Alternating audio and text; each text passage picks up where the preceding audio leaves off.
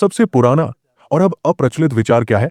School जाओ, नौकरी लो, मेहनत करो, पैसे बचाओ, कर्ज से निकलो और लंबे समय तक स्टॉक मार्केट में निवेश करो। लेकिन सोचिए, जब सरकारें खरबों डॉलर छाप रही हों, तब आप पैसे क्यों बचाएंगे? आज 1% और 99% के बीच की खाई बहुत गहरी हो चुकी है। देखिए, बात सिर्फ पैसे की नहीं है। आपको थोड़ा पीछे हटकर पूरी तस्वीर देखनी होगी। तो अब क्या किया जाए? मेरे अंदर आज भी एक गरीब इंसान है। मेरे अंदर एक मिडिल क्लास इंसान भी है, जिसे सुरक्षा चाहिए, एक स्थिर वेतन चाहिए। और मेरे अंदर एक अमीर इंसान भी है। हम सबके अंदर ये तीनों होते हैं, पर सिखाया नहीं जाता। हमें स्कूल में सिर्फ ये सिखाया जाता है, जॉब लो और सैलरी लो। अमीर कैसे बना जाए, ये कोई नहीं सिखाता। अगर आपने रिच डैड पुअर डैड पढ़ी है तो जानते होंगे। मेरे अमीर डैड ने मुझे कभी पैसे नहीं दिए। वो कहते थे, तनख्वाह लेना इंसान के लिए सबसे हानिकारक चीजों में से एक है, क्योंकि जैसे ही आप सैलरी लेते हैं, आप एक कर्मचारी बन जाते हैं और वही माइंडसेट बन जाता है। और एक कर्मचारी का माइंडसेट आपको कभी अमीर नहीं बनने देगा। मेरे अमीर डैड को गुलाम बनना मंजूर नहीं था, इसलिए उन्होंने मुझे सिखाया, अगर एक बिजनेस फेल हो जाए तो दूसरा शुरू कर देना। मुझे किसी सैलरी की जरूरत नहीं। सच्चा उद्यमी एक व्यवसाय नहीं, एक माइंडसेट होता है, एक स्किल सेट होता है, एक अलग नियमों का खेल होता है। छोटा बिजनेस और बड़ा बिजनेस एक जैसे नियमों पर नहीं चलते। कर्मचारी और उद्यमी अलग माइंडसेट, अलग स्किल सेट, अलग नियमों पर चलते हैं। अगर कोई पहली बार उद्यमिता में कूदने की सोच रहा हो, तो मैं उसे क्या कहूंगा? मैं उसे बस अपनी कहानी सुनाऊंगा। मुझे आज भी याद है, मेरी आखिरी सैलरी, सबसे डरावना और सबसे शानदार दिन था वो। मैं जेरोक्स में काम करता था, पुएर्टो रिको में था, और मेरा बॉस मुझे आखिरी बार बोनस चेक दे रहा था, $30,000 का। मैंने चेक देखा और कहा, हॉली मैकेरल। मन में खुशी भी थी और बेचैनी भी। तभी एक और आदमी आया, उसका नाम था जॉन। वो कहता है, तू वापस आएगा। मैंने पूछा, क्यों? बोला, क्योंकि तू फेल हो जाएगा। मैंने कहा, तू फेल हुआ और लौट आया, मैं फेल भी हो जाऊं तो लौटूंगा नहीं। बस यही है असली एटीट्यूड। अगर आपके मन में है, अगर फेल हो गया तो मम्मी पापा के पास लौट जाऊंगा, तो वही होगा। फेल हुआ? बढ़िया, अब असली उद्यमी बनने का मौका है। मुझे सालों तक पैसे नहीं मिले, सैलरी नहीं थी, लेकिन यही तो मेरे अमीर डैड ने चाहा था। उन्होंने कहा, जब तुम्हारे पास सैलरी नहीं होगी, तब तुम ज्यादा भूखे, ज्यादा होशियार बनोगे। वो वक्त आपके चरित्र की असली परीक्षा होती है।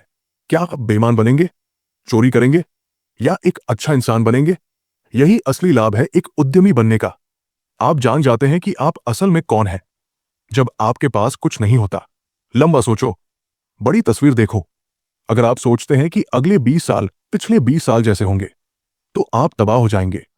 हम जब दूध का डिब्बा खरीदते हैं तो एक्सपायरी डेट देखते हैं, पर लोग अपने दिमाग की एक्सपायरी डेट कभी नहीं देखते। लोग कहते हैं, कर्ज से बाहर निकलो। मैं कहता हूं, कर्ज में जाना सीखो। मैंने अभी $300 मिलियन का कर्ज रीफाइनेंस किया, 5% से 2.5% पर। मुझे इससे हर महीने ज्यादा पैसा मिल रहा है। जब दूसरे लोग कर्ज से डरते हैं, मैं उससे अमीर बन रहा हूं। मेरे अमीर डैड ने कहा था, रियल एस्टेट में निवेश करना सीखो। असल में बात थी, कर्ज और टैक्स का खेल सीखो। कर्ज और टैक्स अमीरों को और अमीर बनाते हैं। कर्ज और टैक्स गरीब और मध्यम वर्ग को गरीब बनाते हैं। एक डॉक्टर दोस्त ने हाल ही में कहा, मैंने इस साल $10 लाख कमाए। मैंने पूछा, टैक्स कितना दिया? बोला, $7,50,000। नेट सिर्फ $2,50,000 बचा। मैं जब $10 लाख कमाता हूं, तो पूरा $10 लाख बचा लेता हूं। क्यों? क्योंकि मैं पैसे के लिए काम नहीं करता, मैं बिजनेस बनाता हूं, रियल एस्टेट खरीदता हूं। मैं स्टॉक मार्केट में पैसा नहीं लगाता। मैं उद्यमी हूं, तो अपनी आय पर, टैक्स पर मुझे पूरा नियंत्रण है, और इसीलिए मैं टैक्स नहीं देता। जब मैं $10 लाख कमाता हूं, तो उसे रियल एस्टेट में लगाता हूं। मुझे बैंक से 4 गुना उधार मिल जाता है, $40 लाख। बैंक दूसरों को तबाह कर रहे हैं, पर मेरे लिए अच्छा है, क्योंकि जब सरकार पैसा छापती है, जो बचाते हैं वो हारते हैं, जो कर्ज लेते हैं वो जीतते हैं। और यही फर्क बनाता है 1% और 99% के बीच। जब विचार पुराने होते हैं, तो परिणाम भी पुराने हो जाते हैं। स्कूल जाओ, नौकरी करो, मेहनत करो, बचत करो, कर्ज चुकाओ, घर खरीदो, स्टॉक्स में निवेश करो। ये विचार 1971 से अप्रचलित हो चुके हैं, जब निक्सन ने डॉलर को गोल्ड स्टैंडर्ड से अलग कर दिया। अब पैसा कर्ज है। अगर हम स्कूल हटा दें तो क्या होगा?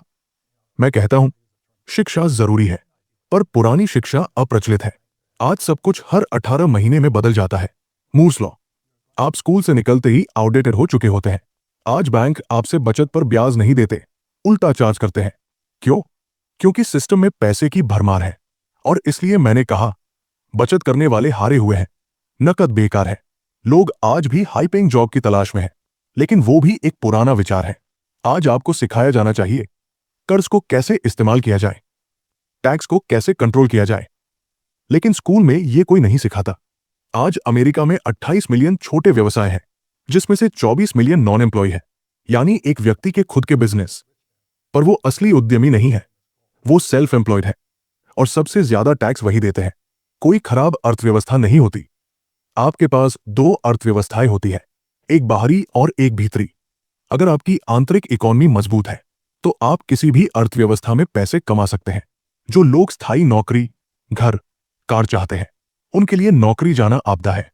पर एक उद्यमी के लिए कोई फर्क नहीं पड़ता, क्योंकि उसे कभी नौकरी की जरूरत ही नहीं होती। बकी फुलर ने मुझे सिखाया, हर चीज के दो पहलू होते हैं।